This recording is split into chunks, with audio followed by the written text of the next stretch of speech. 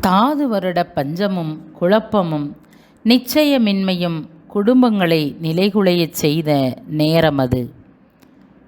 மக்களின் விசுவாசம் வீழ்ச்சியுற்ற காலம் அது. வறுமையின் காரணமாக சமுதாய தீமைகள் வாட்டிய நிமிடங்கள் அவை. பசி, பட்டினி, நோய், சாவு, அறியாமை, மூட பழக்க வழக்கங்கள், அப்பப்பா எத்தனையோ. இந்த சூழலில்தான் இளம்பெண்கள் நால்வரில் இறை ஆற்றல் செயல்படத் தொடங்கியது. விசுவாசம், வியாகம்மாள், அன்னம்மாள், சவரியம்மாள் இவர்களில் இறை வல்லமை வளம் பெற்றது. நலிந்தவர்களின் வாழ்வு திருத்தி எழுதப்பட இந்த நால்வரும் முன்வந்தனர்.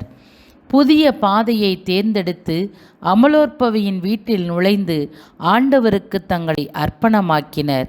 அப்போது கருவாகி உருவான எம் அமலவையின் வயது 126 ஆண்டுகள். அந்த அமலவையில் நுழைந்து எளிமை அன்பு வழியில் எளியோருக்கு நற்செய்தி அறிவிக்க அர்ப்பணமாக நீ தயாரா?